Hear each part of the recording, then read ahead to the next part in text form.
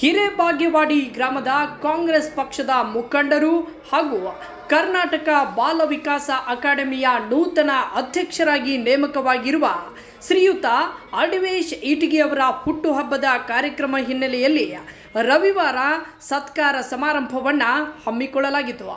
ಈ ವೇಳೆ ಸಚಿವೆ ಲಕ್ಷ್ಮೀ ಹೆಬ್ಬಾಳ್ಕರ್ ಮತ್ತು ವಿಧಾನ ಪರಿಷತ್ ಸದಸ್ಯ ಚನ್ನರಾಜ ಹಟ್ಟಿಹೊಳಿಯವರ ನೇತೃತ್ವದಲ್ಲಿ ನೂತನ ಬಾಲ ವಿಕಾಸ ಅಕಾಡೆಮಿ ಅಧ್ಯಕ್ಷರಾಗಿ ಆಯ್ಕೆಯಾದ ಅಡವೇಶ್ ಇಟಗಿ ಅವರಿಗೆ ಸತ್ಕರಿಸಿ ಗೌರವಿಸಲಾಯಿತು.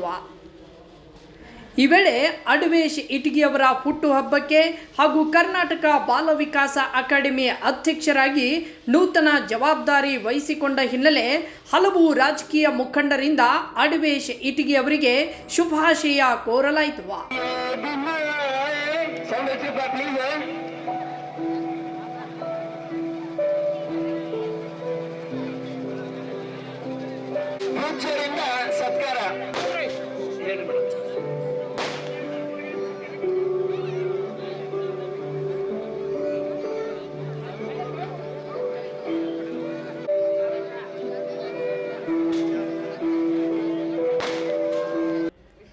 ಸಚಿವೆ ಲಕ್ಷ್ಮೀ ಹೆಬ್ಬಾಳ್ಕರ್ ಅವರು ಈ ವೇಳೆ ಕಾರ್ಯಕ್ರಮ ಉದ್ದೇಶಿಸಿ ಮಾತನಾಡಿದರು.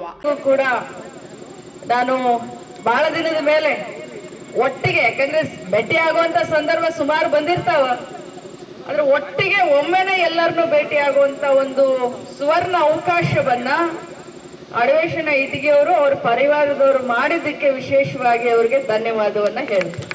ನಾನು ಯಾವತ್ತಿದ್ರೂ ನನ್ನ ಒಂದು ಸ್ವಭಾವದ ಬಗ್ಗೆ ಹೇಳಬೇಕು ಅಂತಂದ್ರೆ, ನಾನು ಯಾವತ್ತಿದ್ರೂ ಬೆಳೆಸುವುದರಲ್ಲಿ ವಿಶ್ವಾಸ ಇಡ್ತೀನಿ ಹೊರತಾಗಿ ಬೆಳೆದು ತುಳಿಯೋದ್ರಲ್ಲಿ ವಿಶ್ವಾಸ ಇಡೋದಿಲ್ಲ. ನಾನು ಬೆಳಿಬೇಕು, ನನ್ನ ಕ್ಷೇತ್ರನೂ ಬೆಳಿಬೇಕು, ನಮ್ಮ ಜೊತೆ 4 ಜನನೂ ಬೆಳಿಬೇಕು ಅನ್ನೋದ್ರಲ್ಲಿ ವಿಶೇಷವಾಗಿ ಕಾಳಜಿ ಇಡ್ತೀನಿ ಹೊರತು ನಾನೊಬ್ಬಕ್ಕೆ ದೊಡ್ಡಕ್ಕಾಗಿ ಬೇರೆಯವ್ರನ್ನೆಲ್ಲ ತುಳಿಯುವಂತ ವಿಚಾರವನ್ನ ನಾವು ಯಾವತ್ತೂ ಮಾಡಿಲ್ಲ, ಮಾಡೋದೂ ಇಲ್ಲ. ಅದಕ್ಕೆ ಭಗವಂತನು ಕೂಡ ಅದಕ್ಕೆ ಮೆಚ್ಚೋದಿಲ್ಲ.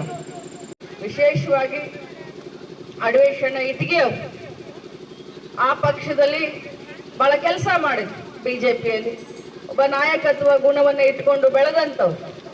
ಅವರಿಗೆ ನಮ್ಮ ಪಕ್ಷಕ್ಕೆ ಬರೋಕಿನ್ನ ಮುಂಚೆ ಬನ್ರಿ ಎಲ್ಲರೂ ಸೇರಿ ಬೆಳೆಯೋಣ, ಕ್ಷೇತ್ರವನ್ನ ಮುಂದೆ ತೆಗೆದುಕೊಂಡು ಹೋಗೋಣ ಅಂತ ಒಂದು ಭರವಸೆಯನ್ನ ಕೊಟ್ಟಿದ್ದೆ.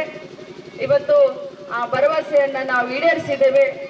ಬಹಳಷ್ಟು ಜನರನ್ನ ಮುಂದೆ ತೆಗೆದುಕೊಂಡು ಹೋಗುವಂತ ಇನ್ನೂ ನನ್ನ ಮನಸ್ಸಿನಲ್ಲಿದೆ. ಖಂಡಿತವಾಗ್ಲೂ ಅವಕಾಶಗಳು ಯಾವತ್ತಾದ್ರೂ ಖಂಡಿತವಾಗ್ಲೂ ಸಿಕ್ಕೇ ಸಿಗುತ್ತೆ. ಅದು ಯಾವಾಗ ಸಿಗಬೇಕು ಅವಾಗ ಖಂಡಿತ ಎಲ್ಲರಿಗೂ ಸಿಗುತ್ತೆ ಅನ್ನುವಂತ ಭರವಸೆಯನ್ನ ಕೊಟ್ಟು ಜೊತೆಯಲ್ಲಿ ಎಲ್ಲರೂ ಮುಂದೆ ಹೋಗೋಣ, ಕ್ಷೇತ್ರವನ್ನ ಮುಂದೆ ತೆಗೆದುಕೊಂಡು ಹೋಗೋಣ. ಅಡವೇಶನ ಇವತ್ತೇನು ನೀವು ಎಲ್ಲರನ್ನು ಸತ್ಕಾರ ಮಾಡಿದ್ರಿ, ನನ್ಗೆ ನಿಜವಾಗ್ಲೂ ಬಹಳ ಖುಷಿ ಆಯ್ತು. ಚಂದ್ರಾಜ್ ಹೇಳ್ದಾನೆ, ನಿಜವಾಗ್ಲೂ ಅರ್ಥಪೂರ್ಣವಾದಂತ ಕಾರ್ಯಕ್ರಮ ಮಾಡಿದಿರಿ. ನಾನೆಲ್ಲ ಒಂದು ಕೇಕ್ ಕಟಿಂಗ್ ಮಾಡ್ಬೋದು, ಮನೆಗೆ ಬಂದ ವೈನಿ ಒಂದು ಬಿಸಿ ರೊಟ್ಟಿ ಮಾಡಿಕೊಡ್ತಾರಂತ ನಾ ಬಂದಿದ್ದೆ. ಆದ್ರೆ ಈ ಸಂಭ್ರಮವನ್ನ ನೋಡಿ ನಿಜವಾಗ್ಲೂ ಬಹಳ ಸಂತೋಷ ಅನಿಸ್ತು. ತಮಗೆ ಇನ್ನೊಮ್ಮೆ ಶುಭಾಶಯವನ್ನ ತಿಳಿಸ್ತೇನೆ. ತಮ್ಮೆಲ್ಲರಿಗೂ ಕೂಡ ನಾನು ಧನ್ಯವಾದವನ್ನ ಹೇಳಿ ನನ್ನ ಮಾತನ್ನ ಮುಗಿಸ್ತೇನೆ. ನಮಸ್ಕಾರ.